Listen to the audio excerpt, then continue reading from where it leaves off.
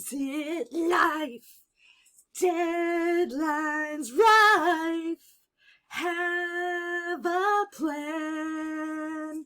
Exit life, deadlines rife, heed its command, or you'll screw up your grade again.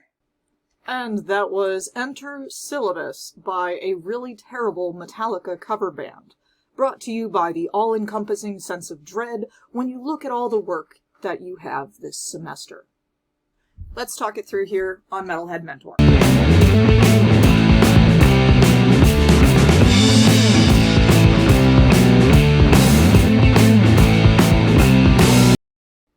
Hello there, and welcome to Metalhead Mentor. I am your host and assistant professor of the dark arts, Tony. In this episode, we'll be discussing how to read a dry, boring syllabus and wring all the important bits of info that you will need out of it. A syllabus is, quote, a summary outline of a discourse, treatise, or course of study, or of examination requirements, according to the Merriam-Webster Dictionary. Basically, it spells out what a course will be about, how it will be graded, and what policies and procedures the instructor and students are meant to follow. It should be pretty simple and straightforward, but over time it has become increasingly more complex. There's been a movement for instructors to treat the syllabus like a contract, and just like any other contract, you have to spell out the terms and conditions in excruciating detail.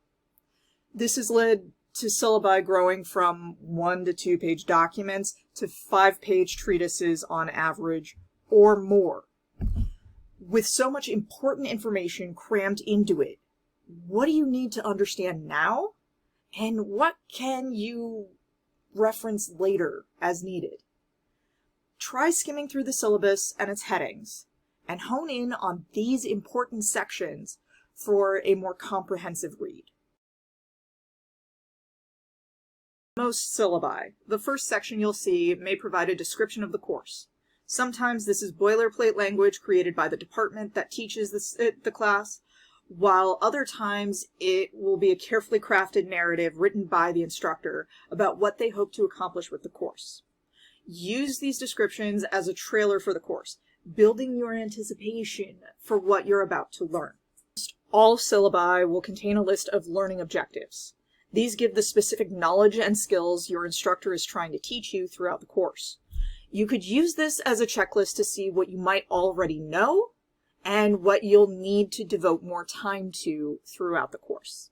This will also likely list out prerequisite courses that you should have taken before starting this course.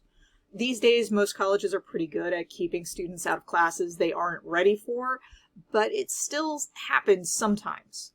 Make sure if you're taking Physics 403 Quantum Mechanics that you have at least taken Physics 101, if that's a requirement for the course. Aside from knowing what the course is about, the syllabus also explains what you'll need to have to fully participate in the course. Primarily, this includes textbooks for the course. This could be a single textbook for a STEM course, multiple novels in a literature survey course, a digital textbook with online software to support the class, or if you're lucky, open educational resources, or OERs, which are available to you for free, so you don't have to buy a book. Or it could be some combination of them all. Whatever the case is, make sure you get the textbook soon, by any means necessary. There are lots of ways to go about acquiring your textbooks on the cheap. Leave me a comment below if you want to talk about getting textbooks on a budget next season. Beyond textbooks, instructors might list out additional materials you'll need for the course. It's more common to see these requirements in a STEM course where the materials are things for labs, especially safety equipment required for the lab. In those cases, do not skimp out on the equipment, as it may mean the difference in the number of functional eyeballs that you leave the lab with. Otherwise, required materials may be for a project you'll do in the course, or even just the instructor covering their bases. For example, I usually list out having the ability to reliably print about 20 pages worth of paper for my composition class, because there's nothing like watching the panic at the printer right before a peer review.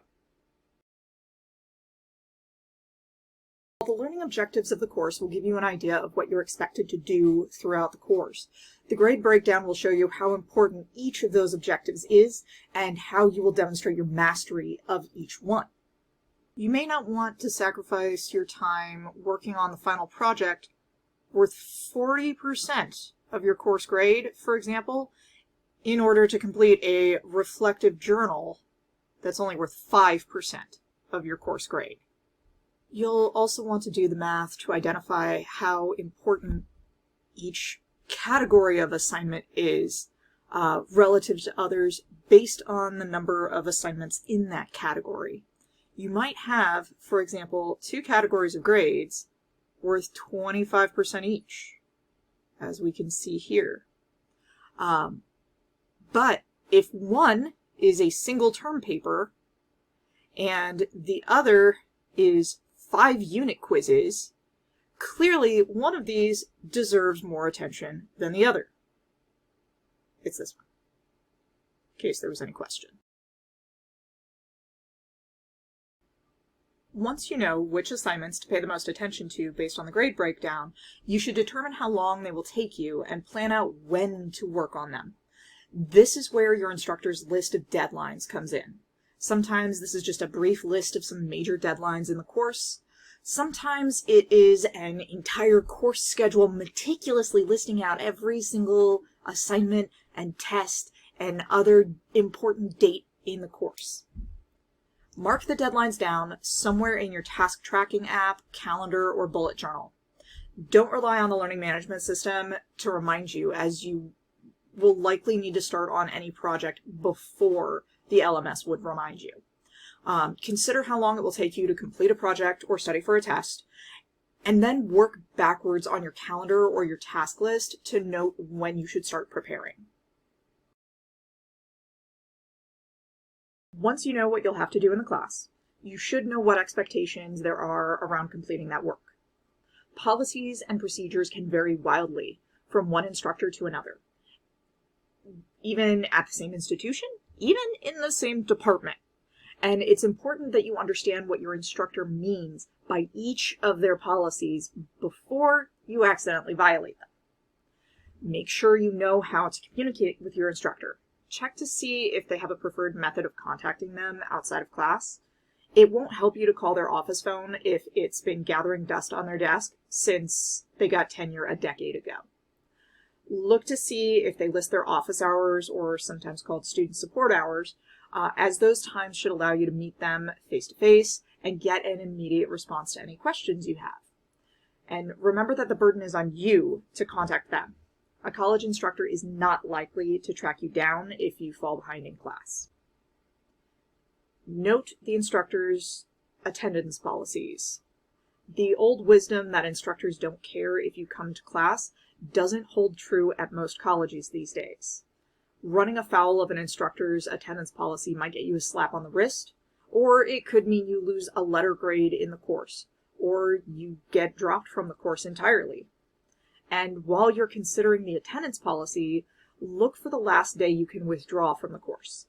Hopefully, you'll never need to know it. But if you do need to drop, it's up to you to do so before the deadline. Just like with attendance, the wisdom that college instructors are laid back and don't care when you turn in assignments varies.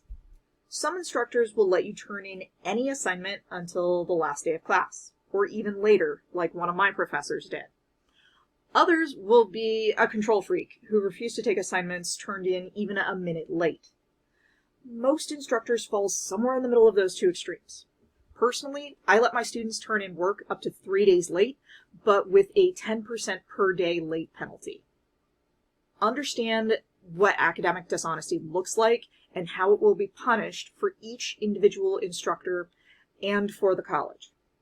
Academic dishonesty includes plagiarizing papers, sharing answers on quizzes, or using ChatGPT without permission on assignments. Instructors who catch academic dishonesty could address it with anything from a warning to a failing grade for the course. And colleges could address multiple instances of academic dishonesty with suspension or even expulsion. Don't risk your progress in school. Make sure you know what academic dishonesty is and how it will be handled, and avoid it at all costs. I'm thinking of creating a series on different types of academic dishonesty next season. Leave a comment below if you want me to create episodes on plagiarism, cheating, and AI-assisted plagiarism. Out of curiosity, what are some of the weirdest policies you've seen an instructor include in their syllabus? Comment below and tell us about it. As we wrap up here, I have just a few more quick pieces of advice.